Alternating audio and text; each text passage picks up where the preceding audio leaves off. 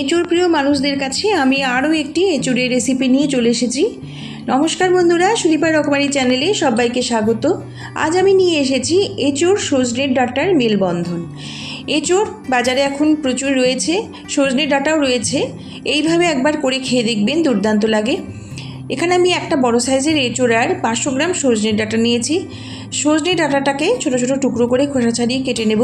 এঁচোড়টাকেও খোসা ছাড়িয়ে একটু বড় সাইজের করে কেটে নিয়েছি। এবার একটি প্রেসার কুকারের মধ্যে আমি ভালো করে সর্ষের তেল মাখিয়ে নিচ্ছি।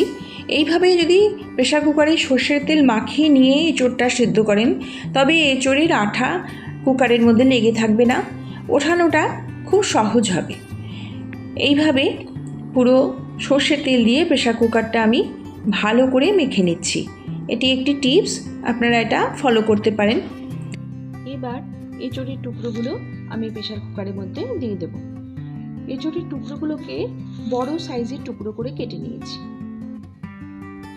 দিয়ে দিচ্ছি পরিমাণ মতো জল, দিয়ে দেব এবার এর মধ্যে লবণটা দিতে হবে, তাহলে লবণটা এঁচোড়ের মধ্যে ঢুকে যাবে। দিয়ে দিলাম হলুদ। এবার আমি এর মধ্যে দিয়ে দেবো 2 কলা সর্ষের তেল। সর্ষের তেলটা অবশ্যই দেবেন, তবে এঁচোড়ের আঠাটা কিন্তু একদমই চলে যাবে।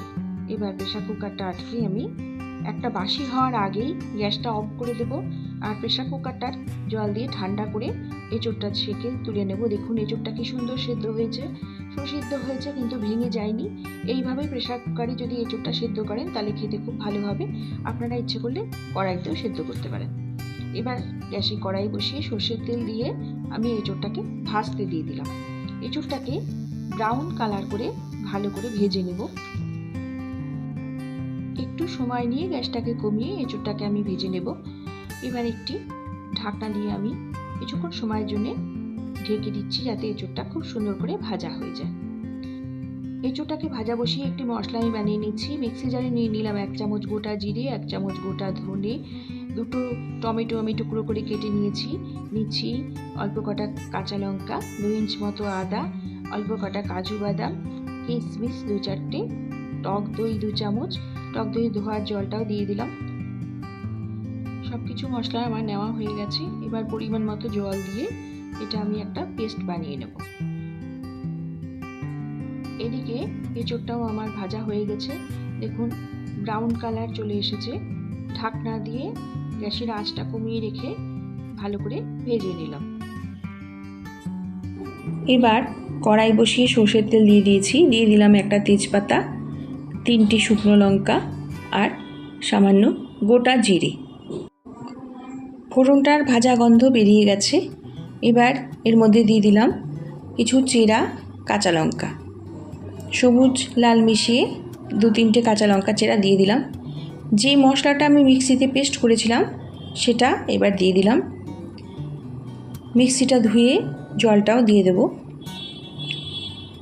এবার মশলাটা খুব ভালোভাবে কষে নেব। যতক্ষণ না তেল ছেড়ে আসে ততক্ষণ পর্যন্ত কিন্তু ভালো করে মশলাটাকে কষে নিতে হবে। মশলাটা অনেকক্ষণ ধরে কষতে হবে, কষাটার উপরেই কিন্তু রান্নাটা নির্ভর করবে। দিয়ে দিলাম পরিমাণ মতো হলুদ, আর দেব হিংটা দিলে এই রান্নার স্বাদটা কিন্তু বেড়ে যাবে। খুব ভালোভাবে সব কিছু মিশিয়ে মশলাটা কষে নিচ্ছি। গ্যাসের আঁচটা কমিয়ে রেখে মশলাটাকে কষে নেব। দেখুন মশলাটা খুব ভালোভাবে 5 মিনিট ধরে কষিয়ে নিয়েছি, একদম তেল ছেড়ে এসেছে। এবার দিয়ে দিলাম সামান্য কাশ্মীরি লঙ্কার গুঁড়ো। এটা যদি আপনাদের আপত্তি থাকে তবে দেবেন না। এই পর্যায়ে আমি এবারে প্রথমে দিয়ে দেব কেটে রাখা সজনের ডাঁটাগুলো এইভাবে ডুমো ডুমো করে কেটে নিয়েছি। সজনের ডাঁটাটা দিয়ে মশলাটাকে ভালো করে এবার কষে নিচ্ছি। বেশ কিছুক্ষণ সময় নিয়ে মশলাটাকে এবার সজনের ডাঁটার সাথে কষে নিলাম। দেখুন কষানো হয়ে গেছে। এবার দিয়ে দিলাম আগে থেকে সেদ্ধ করে রাখা 2 ছোট সাইজের আলুটাকে ডুমো করে কেটে নিয়েছি। সেদ্ধ আলুটা দিয়ে সজনের ডাঁটাটা ভালো করে আবারও কষে নেব। খুব ভালোভাবে উপর নিচ করে কষে নিচ্ছি। দেখুন কষানোটা হয়ে এসছে। এই পর্যায়ে আমি দিয়ে দিলাম পরিমাণ মতো লবণ। লবণটা দিয়ে এঁচোড়টা সেদ্ধ করেছি, সেই আন্দাজ বুঝেই লবণটা দিতে হবে। এটা কিন্তু আমি ঝোল রান্না করব, সেই জন্যই লবণের পরিমাণটা একটু বেশি দিতে হবে। এই পর্যায়ে দিয়ে দিলাম ভেজে রাখা এঁচোড়গুলো। সব কিছু আবার ভালো করে মিশিয়ে নেব। আলু, সজনের ডাঁটা আর এঁচোড় মশলার সাথে খুব ভালোভাবে মিশিয়ে কষে নেব। এইভাবে ভালো করে মেশাতে হবে। দেখুন সব কিছু মেশানো হয়ে গেছে। এঁচোড়, সজনের ডাঁটা, আলু ভালোভাবে মশলার সাথে মেশানো হয়ে গেছে। এবার আমি এর মধ্যে দিয়ে দেব করে রাখা গরম জল। গরম জলের পরিমাণটা কিন্তু একটু বেশি দিতে হবে, যেহেতু এটা আমি ঝোল বানাবো আর সজনের ডাঁটাগুলো সেদ্ধ হবে, সেই জন্যে জলের পরিমাণটা একটু বেশি দিতে হবে। দিয়ে দিলাম গরম জল। গরম জল দিয়ে ভালো করে মিশিয়ে আমি উপর নিচ করে মিশিয়ে নিয়ে একটি ঢাকনা দিয়ে কিছুক্ষণ সময়ের জন্যে ঢেকে দেব, যাতে সজনের ডাঁটাগুলো সেদ্ধ হয়ে যায়। এবার গ্যাসের আঁচটা কমিয়ে রেখে আমি কিছুক্ষণ সময়ের জন্য একটি ঢাকনা দিয়ে ঢেকে দিচ্ছি।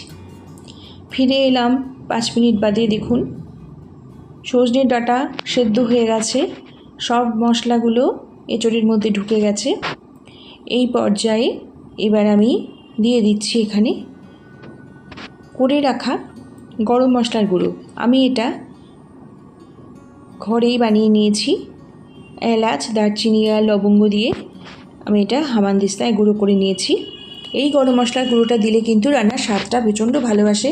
কেনা গরম মশলার গুঁড়ো আপনারা দিতেই পারেন, কিন্তু ঘরে থাকা গরম মশলা যদি বানিয়ে নেন গুঁড়োটা, সেই স্বাদ কিন্তু আলাদা হয়। এবারে দিয়ে দিচ্ছি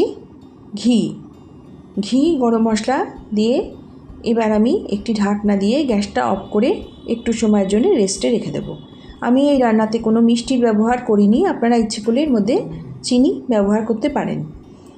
আবার আমি 5 মিনিট বাদে চলে এলাম। দেখুন মশলা সম্পূর্ণ ঢুকে এঁচোড়ের তরকারিটা কিন্তু সম্পূর্ণ রেডি হয়ে গেছে এঁচোড় সজনের ডাঁটার।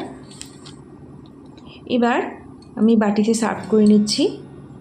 দেখুন কি দুর্দান্ত দেখতে হয়েছে, অসম্ভব সুন্দর খেতে। এঁচোড়ের তরকারি আপনারা অনেকেই খেয়ে থাকেন, কিন্তু এঁচোড় সজনের ডাঁটা দিয়ে এইভাবে কারা খেয়েছেন আপনারা আমাকে জানিয়ে যাবেন। যদি কেউ এখনও না খেয়ে থাকেন আপনারা অবশ্যই একবার ট্রাই করে দেখবেন, ভীষণ স্বাদ হয় এই রান্নাটার। সজনের ডাঁটার গন্ধ আর এঁচোড়ের সাথে মিলেমিশে একটা দুর্দান্ত স্বাদ হয়। আমি এটা খেয়ে এত ভালো লেগেছে বলেই কিন্তু এই রেসিপিটা আমি আপনাদের কাছে শেয়ার করলাম। আপনারা অবশ্যই এঁচোড় আর সজনের ডাঁটা থাকতে থাকতে এই রেসিপিটা করে খেয়ে দেখবেন, ভীষণ ভালো লাগবে। বাড়িতে সবাই কিন্তু ভীষণ ভালো করে খাবে। এঁচোড় সজনের ডাঁটার এই মেলবন্ধন আপনাদের কেমন লাগলো আপনারা আমাকে কমেন্টের মাধ্যমে এসে জানিয়ে যাবেন। আপনাদের ভালো লাগলে, আপনাদের সুন্দর কমেন্ট পেলে আমার অন্য ভিডিও বানাতেও আরও উৎসাহ বেড়ে যায়। সবাই ভালো থাকবেন, সুস্থ থাকবেন। আমার রেসিপির সঙ্গে প্রথম থেকে শেষ পর্যন্ত যারা এতক্ষণ ধরে জুড়ে রয়েছেন, আমার পুরনো বন্ধুরা এবং নতুন বন্ধুরা, সবার জন্যই রইল আমার অনেক অনেক ভালোবাসা, শুভকামনা। আমি আবারও একটি নতুন ভিডিও নিয়ে আপনাদের কাছে চলে আসব। ততক্ষণ সবাই ভালো থাকুন। নমস্কার।